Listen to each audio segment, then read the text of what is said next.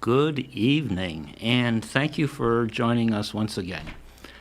My name is Bill Morse, and I wish to welcome you to the Thursday, September 2nd edition of What Do You Think?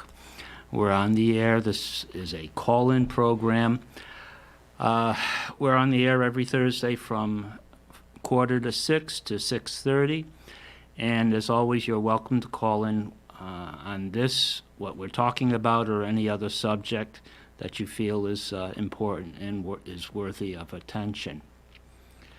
We have one caller right now. Kurt, can you hear me? Could we check and see if is there an issue on our end?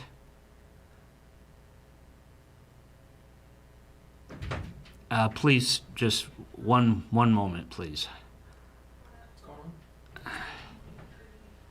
The number is showing, but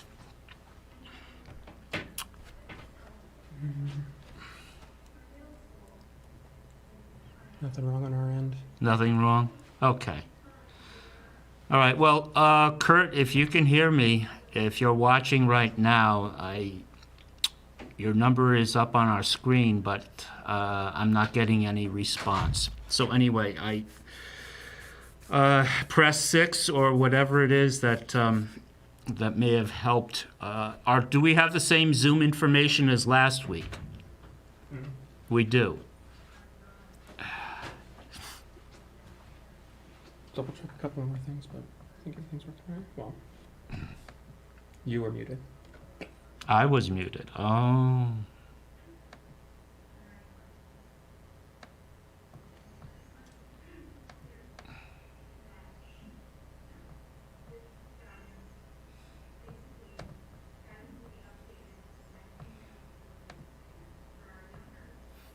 All right.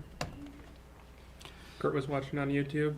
Okay. Go ahead and rejoin. We got it figured out. Okay, very good. Again, thank you for your patience.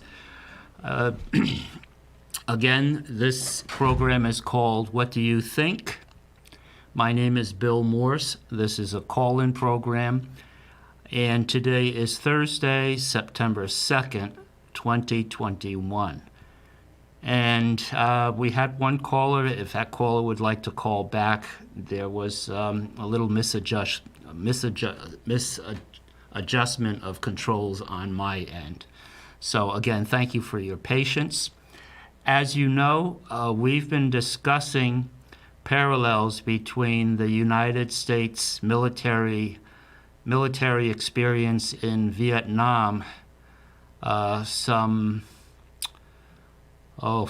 45 years ago. And there we go. Welcome aboard, Kurt.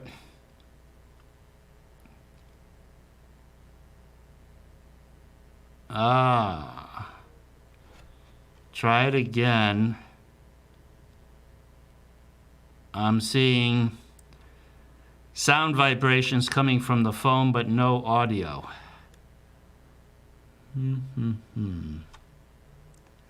Is there anything I can do on my end?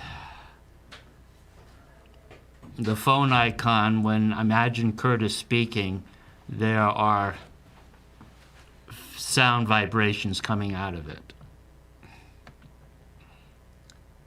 Be coming through in speakers. Okay, we're checking.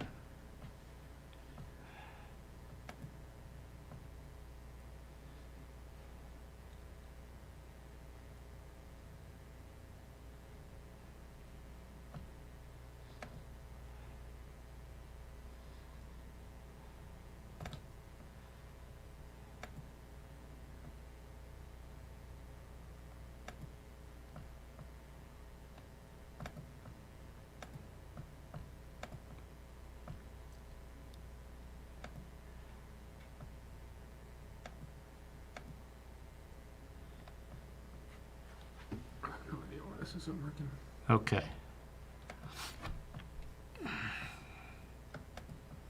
So a moment's patience, please.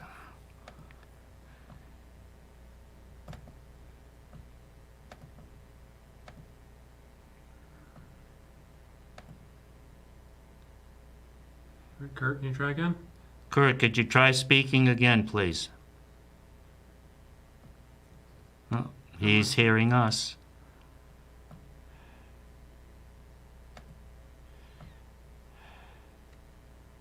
See if you hear us.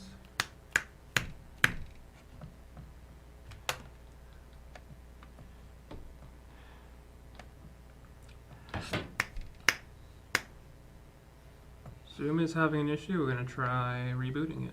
Okay. We're going to reboot and see if that clears up the issue.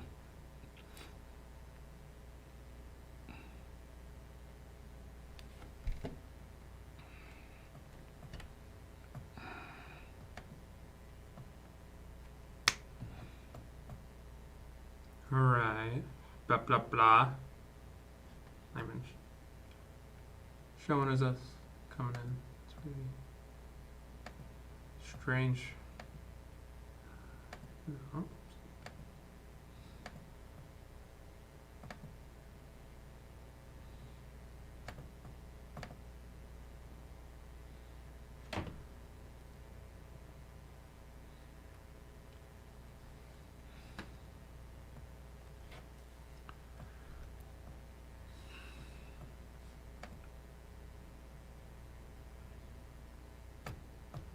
I don't have a clue what is going on. Okay. Okay, so the computer speakers are working. Yes. Zoom's not coming through them. I don't have anything else plugged in. It's set to come through my computer speakers.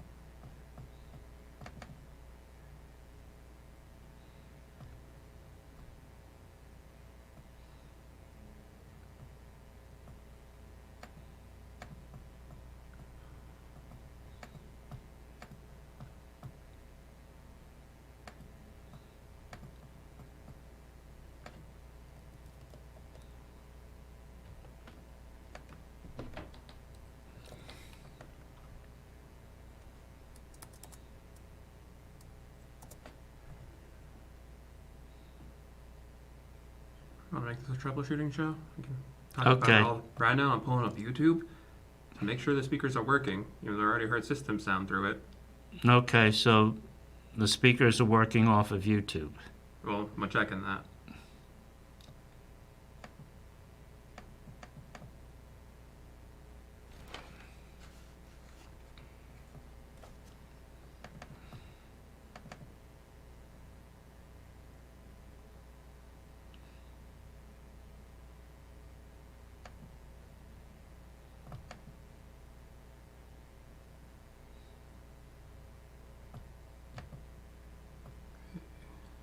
Speaker issues.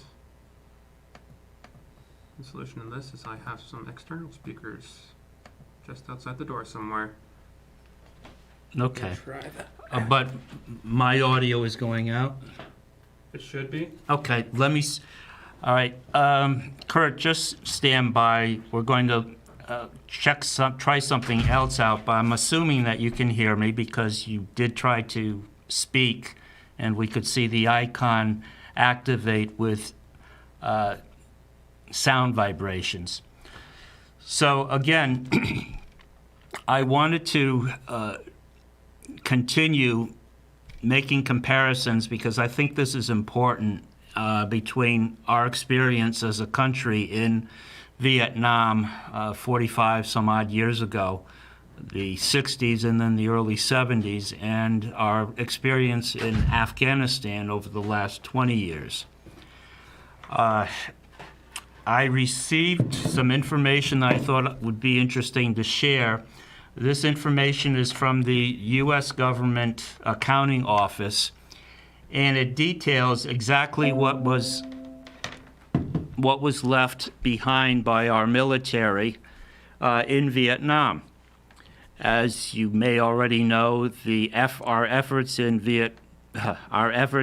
Afghanistan, our efforts in Afghanistan over the last 20 years have cost us over $2 trillion. $2 trillion since 2001. And since 2001, there have been 2,430 U.S.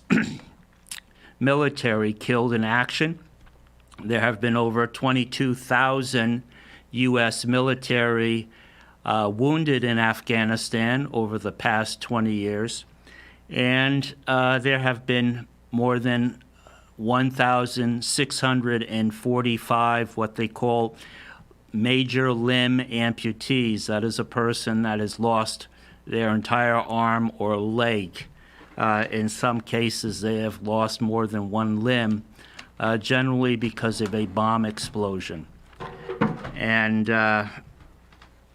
if you remember, we started the Afghanistan operation with many of our soldiers unprotected. And I remember at the time, this was the early 2000s, and Donald Rumsfeld was I believe he was the Secretary of Defense.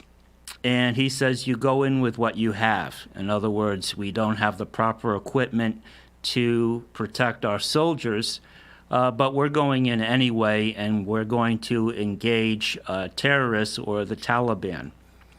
So getting back to the cost of equipment, $85 billion in equipment. And I'll give you a list of, according to the Government Accounting Office, what that entails, what was left over in Afghanistan and is now in the hands of the Taliban. So $85 million will buy 22,174 Humvees. This is the vehicle that replaced the Jeep. 634 Mi-147 vehicles. I admit I did not look up what exactly those vehicles do. Mi-147, perhaps if you're interested, you would look this up. 155 mine-proof vehicles were left behind in Afghanistan. 169 armored personnel carriers were left behind in Afghanistan. Now, generally, these vehicles were left behind at one of the more than half a dozen military bases that our troops occupied. There were also other NATO bases. This does not include equipment that was left by NATO troops, for example, the Germans or the Brits. 42,000 pickups and SUVs were left in Afghanistan. All this, of course, now in the hands of the Taliban. 64,363 machine guns were left in Afghanistan. 8,000 trucks were left in Afghanistan, now in the hands of the Taliban. 162,043 radios left in Afghanistan. This is part of the 85 billion with a B worth of armament and equipment left behind. 16,035 night vision goggles were left behind in Afghanistan. 358,530 assault rifles were left behind in Afghanistan, now in the hands of the Taliban. 126,295 pistols were left in Afghanistan. All these numbers are according to the U.S. Government Accounting Office. 176 artillery pieces were left behind in Afghanistan. Now, let's go to airborne equipment. 33 Mi-17 helicopters left behind by our military commanders. 33 UH-60 Blackhawks, 33 Blackhawks left behind in Afghanistan. 43 MD-530 helicopters left behind in Afghanistan. 4 C-130 transport planes. These fly tanks, heavy equipment. They were also left behind at bases in Afghanistan by our military commanders. 23 EMB fixed-wing aircraft, 28 Cessna 208s left behind by our military commanders in Afghanistan, and finally 10 Cessna AC-208s, a variation of the previous aircraft left behind in Afghanistan. The total bill to taxpayers for all this equipment that is now in the hands of the Taliban is $85 billion. And of course, we do not forget the 2,430 American military that were killed in action over the last 20 years, the over 22,000 wounded, and the 1,645 amputees that came home from Afghanistan over the last 20 years.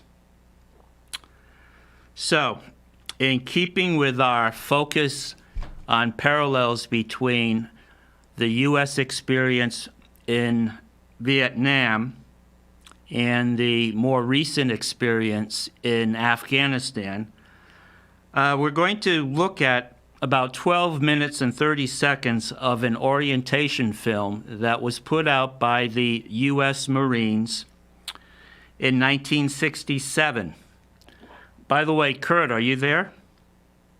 I am. Excellent. Welcome aboard. I'm sorry it took a little while to adjust the controls and deal with a speaker issue, but welcome aboard.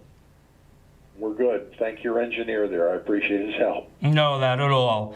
And of course, anybody who wishes to join, please, you're more than welcome. The numbers are down below.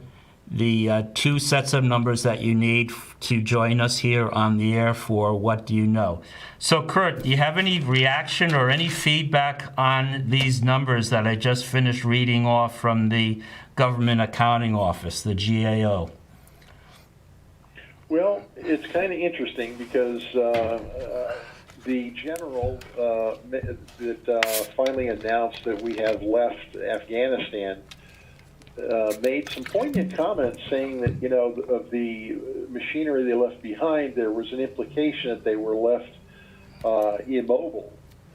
And as we know from seeing news footage, they're quite cheerily running around in helicopters and Humvees and everything else. So I don't know what to necessarily believe, but it is a staggering amount of armaments, knowing that they had till the end of the month, that it's surprising they would leave that much hardware there.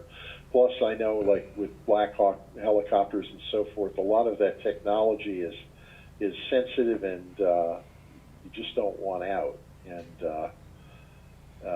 we didn't do a good job when we pulled out. It seemed to be ill-planned.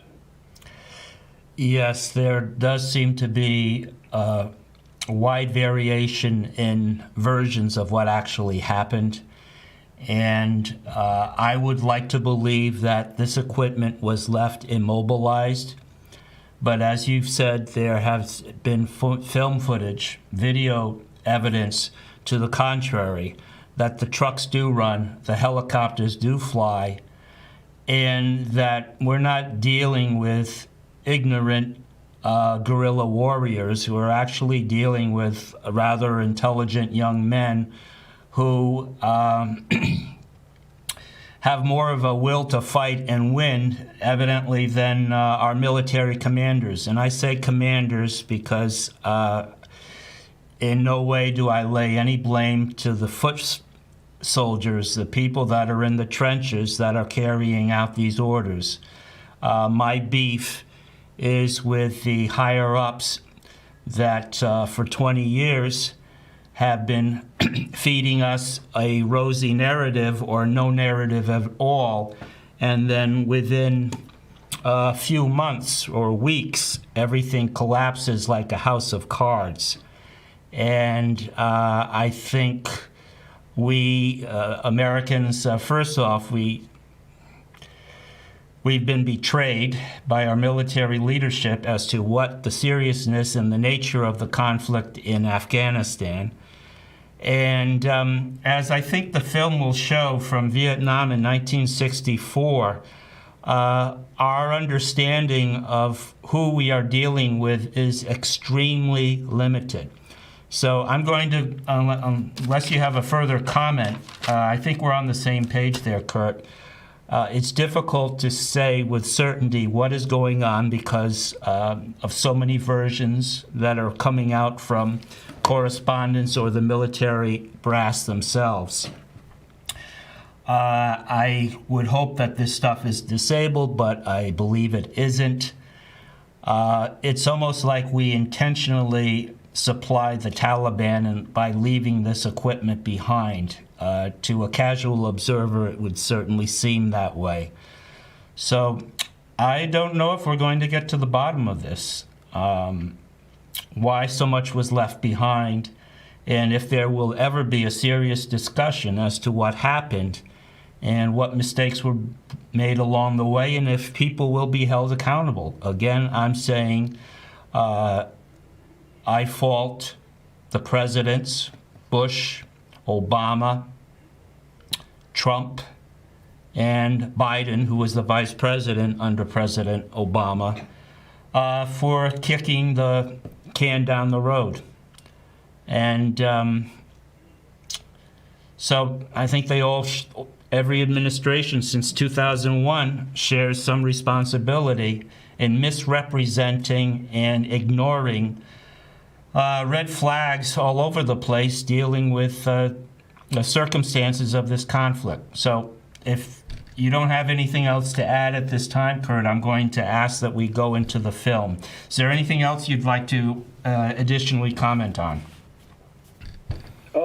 I would, but I'll wait until after the film. Okay, cool.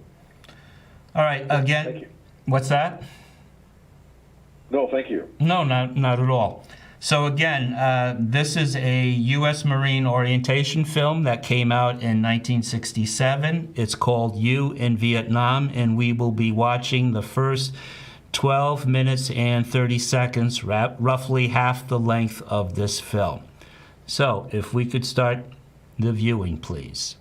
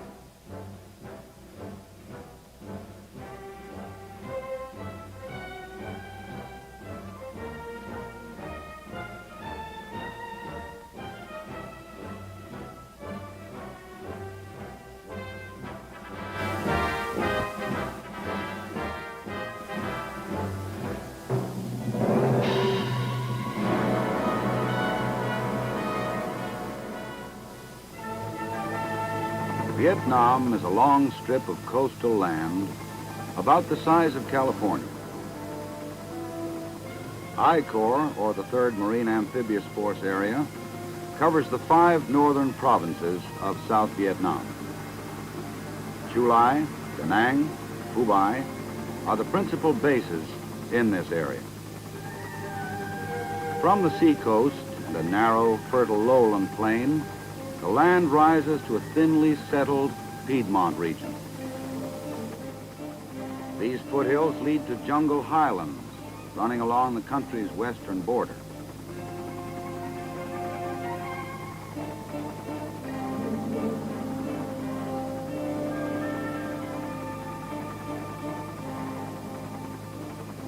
Da Nang is the principal city in the 3rd Marine Amphibious Force area.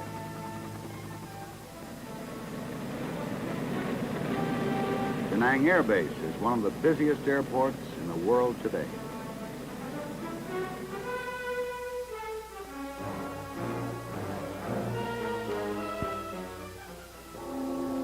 Like cities everywhere, Da Nang has changed more than its surrounding countryside and may seem more familiar to you. But ancient ways are slow to die. Da Nang presents a mixture of the very old with the new, imported from the West. A major market where people congregate to buy and sell. Da Nang is also a busy seaport.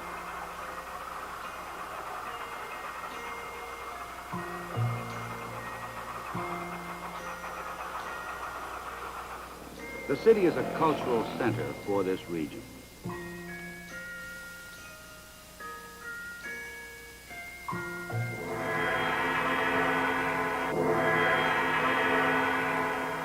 Cao Dai temples, Buddhist temples and shrines, and Christian churches attest to the deeply religious nature of the Vietnamese.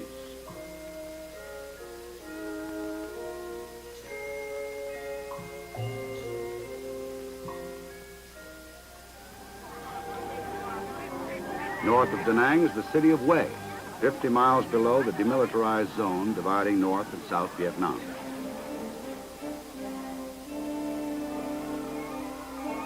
Capital of the ancient empire of Annam, the centuries-old imperial palace still survives along with its fort.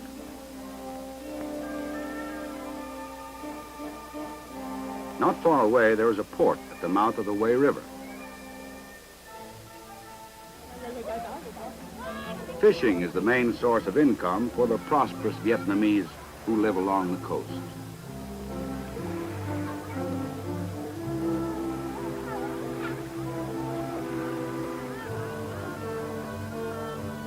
Yet even coastal fishermen plant rice.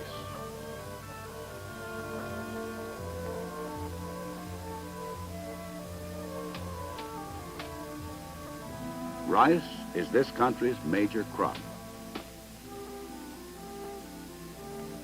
Most Vietnamese are farmers living on the fertile lowland plain between the seacoast and the Piedmont.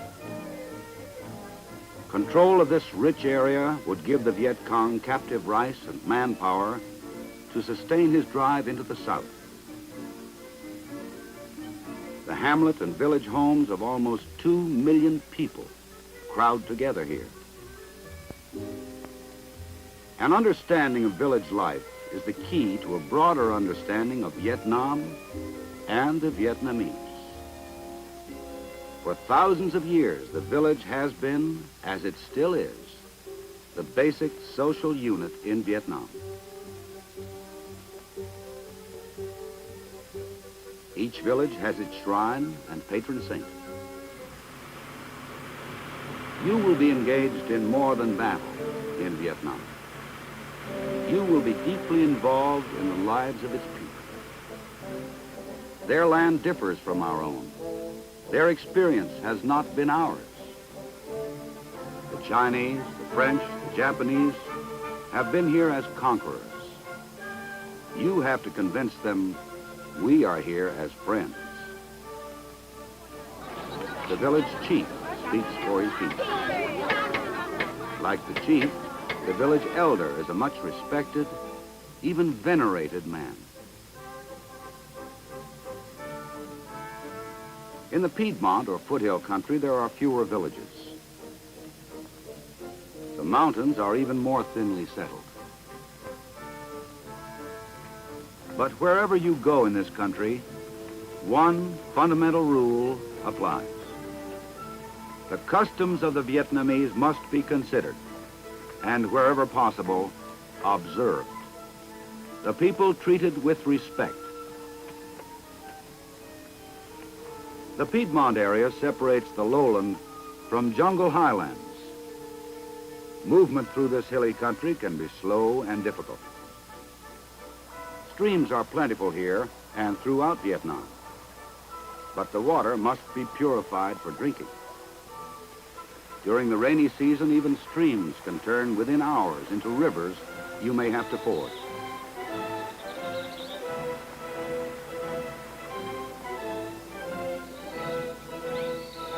The mountains in this tropically hot and humid country are topped with jungle growth. But there are many well-marked footpaths here. These occasionally lead to villages of the Montagnards. Their villages are small, the houses built on stilts. These mountain people are tough and durable. They move through their rugged terrain with ease to hunt. They farm where they can burn off jungle growth to plant their rice.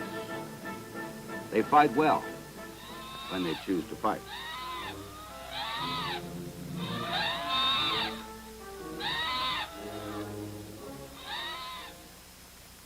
But you will spend most of your time in Vietnam on the coastal plain. Most often meet the people who live in lowland villages.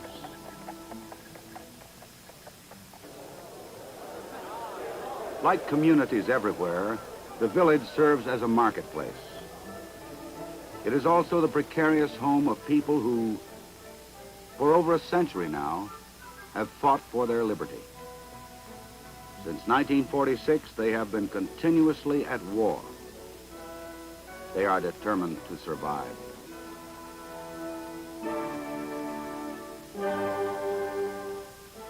But by our standards, the Vietnamese are poorly clothed and poorly housed and poorly fed.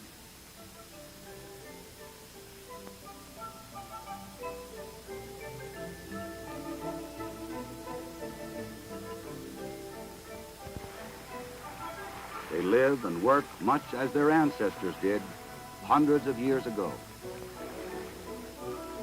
There are more than economic reasons for this. To the Vietnamese, the passage of time is of little concern, and so is change. They strive for harmony with things as they are, and work for perfection in everything they do, no matter how much time this takes. There is a hard-won harmony with the land. Many believe that to achieve this harmony with their demanding tropical world, the highest wisdom is to want only the bare necessities of life. But change has begun. Now they are harvesting crops unknown to them a while ago. Yet change is costly, and the village farmer poor.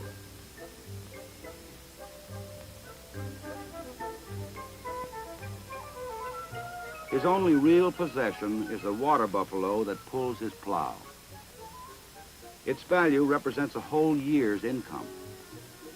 He earns less than $300 a year with endless labor, his wife often working at his side. For days they work in water that nourishes their rice and also serves as a breeding place for mosquito-borne malaria. They are small in stature because for generations they have carried a burden of infectious tropical diseases and lived on a diet of almost rice alone. The village woman, even smaller than her husband, works as hard as he does in the field. She also works at home. Yet with her children, she's kind and gentle.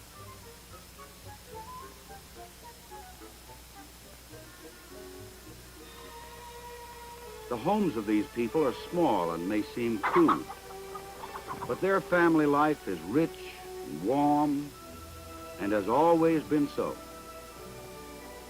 They are a quiet people of great personal dignity who grow old with grace.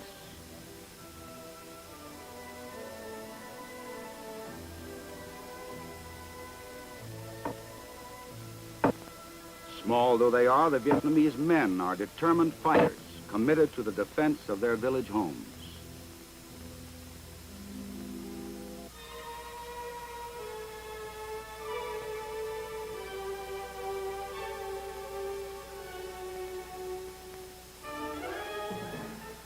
Their young men serve in popular forces, full-time volunteers recruited for local defense.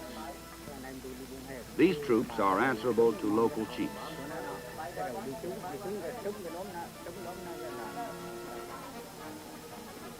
Simple but intelligent, content with little, their civilization old and rich, but their lives depressed by centuries of poverty, oppression, and disease. Caught up in a war and yet determined to be free, these are the people of Vietnam. Okay, very good. Again, we've been watching over the last 12 and a half minutes a film produced in 1967 for the orientation of U.S. military personnel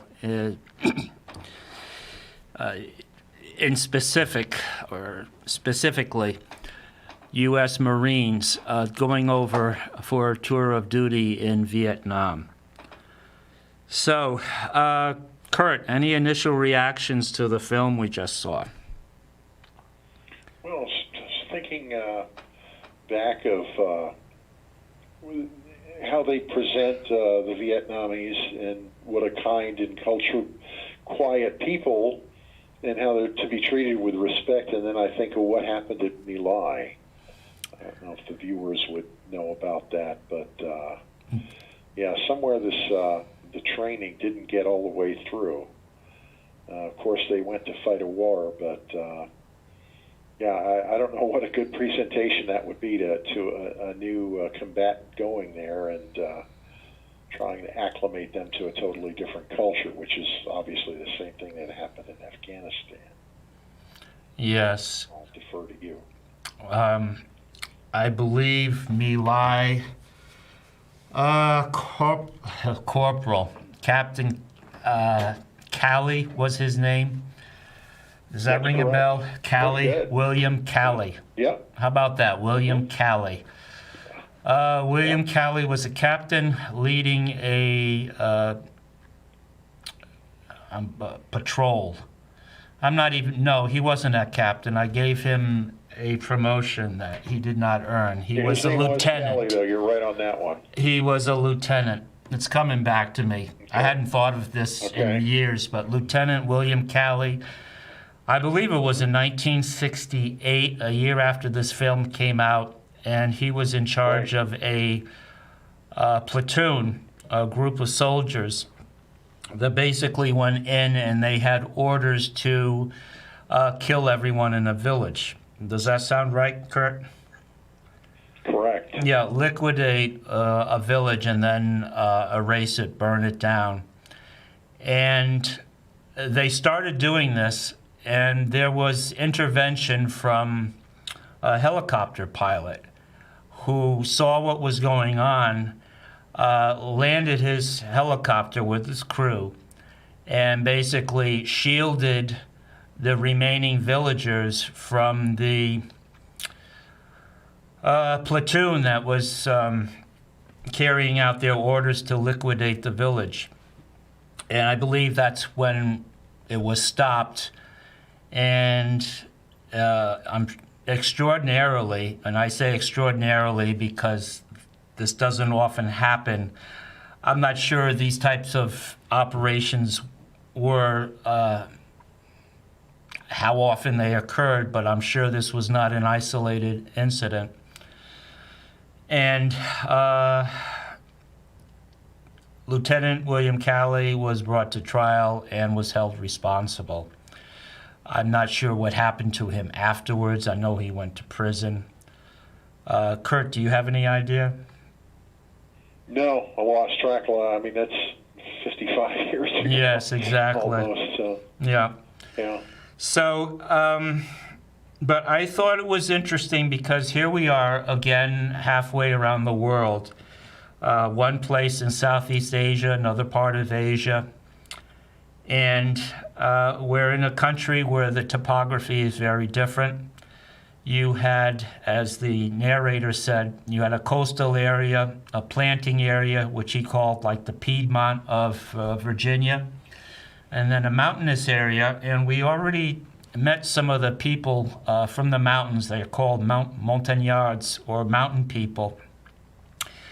And they were our allies, to the point where we actually brought many of them back in 74 or 75, just as we're bringing back some Afghan refugees that were helpful and whose lives are now in peril with the onslaught of the Taliban. So, different climate, different topography. Afghanistan, 60% of it, 60% of the country is 5,000 feet and higher. So you've got a higher elevation, less oxygen in the air,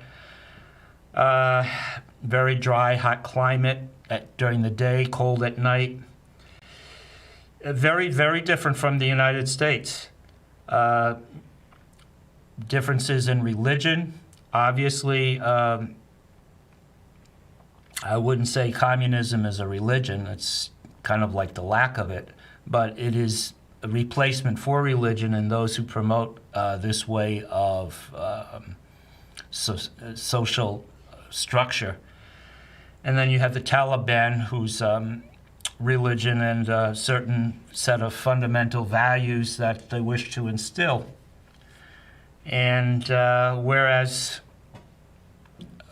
the threat to South Vietnam came from the North Vietnam, the threat to Afghanistan came from Pakistan, which is where the Taliban was training and holding up, where the actual Taliban movement started. So, any other comments, Kurt, other than Lieutenant Callie and some of the abuses or the massacres that had taken place? No, not regarding the film. I would like to make a comment before you cut for the day, if I could. Sure, please do. You want me to do that now? Sure.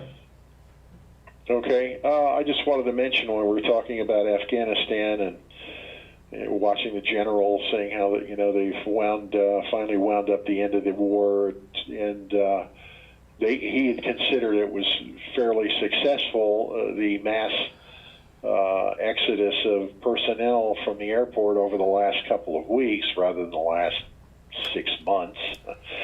But one of the things I was concerned about, I voiced earlier, one of another program, was I was very worried about once this did finally the end date come, that there'd be Americans left. And I hate to tell you that one of the other engineers that works with me, 3 doors down from him is a family whose daughter is unfortunately stuck in Afghanistan. She has tried to get out for the last month. The Taliban, she was a school teacher along with 20 others. They're in a building in a remote province, and the Taliban will not let them exit the building. And she's been in contact with military and State Department last week saying, what can I do to get out? They're not letting me go. They says, you've got to leave. And he said, I can't. They won't let me leave the building. Well, here we are today, and she's still in Afghanistan. Her parents are totally beside themselves, not knowing if their daughter will get out and what the program's going to be with them. But my concern was similar to like how we felt when the embassy people were taken in Tehran. We've got more hostages now, and that's basically what they're going to be. They're either going to be hostages, bargaining chips, or martyrs for us, and I'm very concerned. We haven't got an accurate number from the news media or military as to how many are left there, but their ability to bring them back now is certainly hampered because we're basically out. I don't know who's going to get them.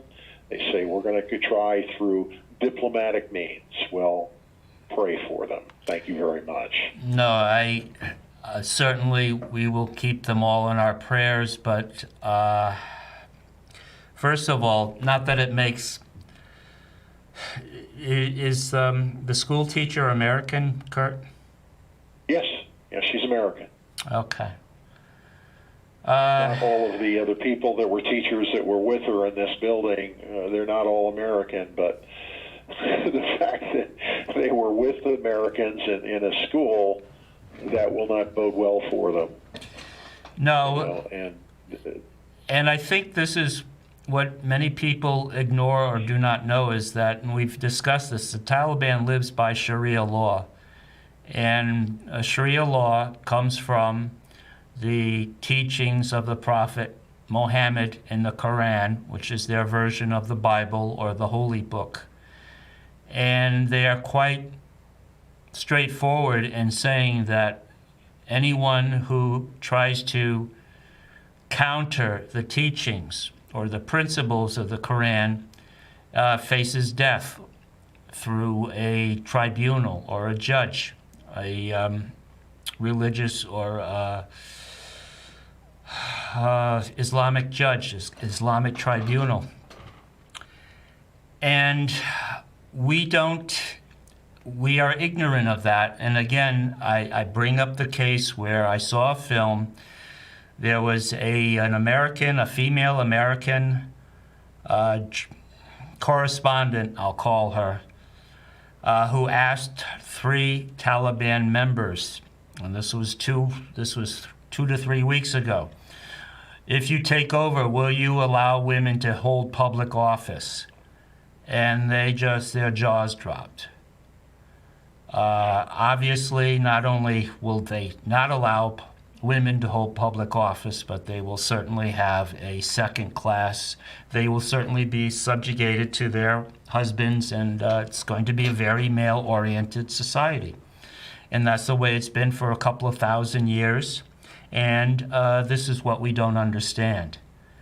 When President Obama, and I'm going to zero in on him because President Obama and presidential candidate Hillary Clinton espoused nation building, they sold it as if this is something that can be achieved in 5, 10, 20 years. You do not change a way of life that has existed for 2,000 years in 20 years. It's arrogant and it's dangerous. I really, and you brought this up, we're over there because of revenge for 9/11, the attack. And incidentally, there was a deadline for our troop withdrawal, and that was given as 9/11 by President Biden. I don't know why that changed from 9/11 to now. We're obviously not waiting till 9/11. And we've hightailed out of there, and we've left people behind. Evidently, there's 23 school children from California in Afghanistan left behind. I don't know what the hell they were doing there, but they are there. The staff from your school, your friend's daughter's school, and many other schools that taught women and their daughters, young ladies, young girls, they're going to be, at best, they're going to be found a husband. At best, if they're lucky. Because, again, this is Sharia law. This is where ignorance over Vietnam, the people that live there, the threat or the people that we see as a threat, in one case communism, this case more recently the Taliban, we don't understand either of them. We go in there with our military hardware, our technology, and we say, we can do this. Mission accomplished, according to President Bush. Doesn't work that way. And if anything, there should be a groundswell of anger and demanding for a demand for explanation as to where in the last 20 years we were going. Who held the roadmap? Who made the decisions to turn right, to turn left, to go straight ahead, to slow down, to speed up? if we learn anything from this experience, which I'm hoping we do, but we haven't learned anything from Vietnam, it's that we as a citizenry have not been involved enough, have not been informed enough, we have not been in close enough contact with our representatives in Congress and in the Senate. We have not pressed enough for information, accurate information, and we've been living in a bubble. And the bubble burst over the last couple of weeks, and there's a fallout. I pray for the people that are left behind because they are going to feel the wrath against America's military occupation of Afghanistan. So there was one other thing I wanted to bring up. It's just the parallels. The parallels are there if you wish to look for them and if you wish to learn from them. I don't know if in our present culture, if we are any better equipped to understand and demand answers, or if we just continue going about our daily business. So, aside from the people who are personally affected by our actions in Afghanistan, be the family of military that have fallen or that have been injured, or civilian populations that have tried to work for a change without proper military support.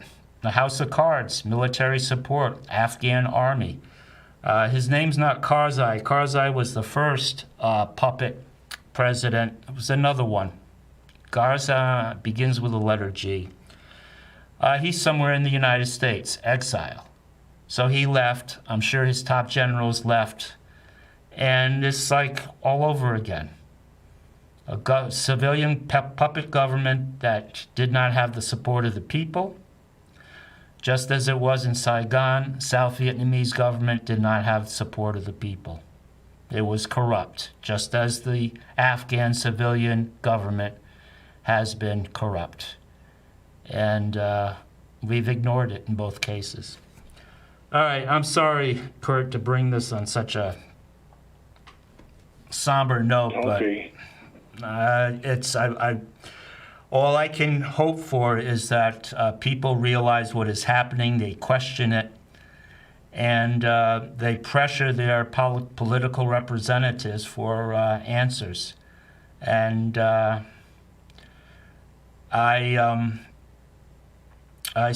say this and then we'll go off the air. I've been in contact with the communications person for our governor, one of our two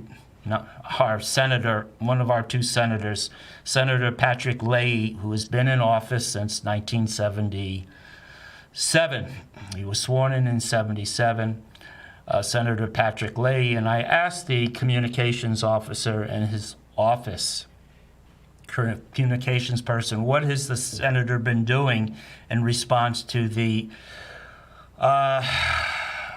chaos that has erupted from the American and the NATO withdrawal from Afghanistan. And the answer was, well, the Senator Leahy, has spoken with people, correspondents on NPR and other commercial broadcast media, and he also directed a joint letter to the president asking for a more efficient pullout and a more humanitarian effort to rescue as many people as possible. And he also mentioned a press release that was dated the 24th of August. I read the press release and I was heartened to see that the senator is interested in looking at what went wrong over the last 20 years. Well, part of it was I'm a little frustrated because he has been there the entire 20 years and he has enjoyed bipartisan support from both sides of the aisle, Democrat and Republican. And I would expect some answers. So I haven't heard back from his communications person. Hopefully I will, because I said this is important to not just wring our hands over the chaos, but to look at the last 20 years of so-called nation building, and why our efforts were not only ineffective but dangerous, and have put many people's lives in jeopardy and have cost many lives. So that's it, Kurt. Anything else you would like to add? Any cherry on this disgusting Sunday? No, I think I'm done for today. I just following to see what the news comes about for the next week or two, and see what if any plans come out on how to get our rest of our citizens out, and any other Afghanis that supported us. But I just pray that this doesn't end up being something like, a lot of, Americans who just want to see this swept under the rug and move on. We can't keep doing that either. I mean, people put their lives at stake, and they deserve more than this. You mentioned the possibility of hostages. I concur. I think that the Americans that are left behind, unfortunately not the Afghanis, but the Americans that are still in Afghanistan, will be treated as hostages. And the Chinese Communist Party has already recognized the Taliban as the legal and legitimate government of Afghanistan. If I had a crystal ball, I would say that China would act as a third party in negotiating a deal between the United States and the Taliban for the release of our hostages. Do you think that's a realistic... To be honest with you, whether it's realistic or not, I hope that they do engage in that, because, I mean, these Americans are bargaining chips at this point, and I would hate, to see our diplomatic efforts go in vain, for whatever they do plan to do with them. I just wish somebody would intervene, and the Chinese in other parts of the world have already, like in Africa, have already started to move in as a worldwide international entity. So they're hopefully, if they provide help, all the better. Right, and I hope that whatever happens is accurately reported on by our media, our mainstream media. That has not always been the case. Fortunately, there are independent media outlets out there that do provide a fuller, more accurate picture of what is going on. One note, and then we'll say goodbye. I noticed the narrator made a comment about the agricultural workers in Vietnam. There was a fellow building something with tying together some type of construction element for a building or something. And he mentioned that the Vietnamese are very slow workers, but they get the job done right. Do you remember the narrator saying something along those lines?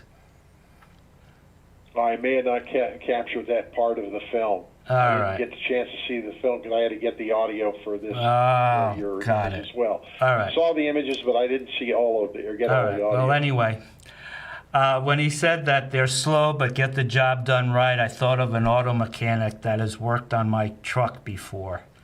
And he is slow, but he gets the job done right.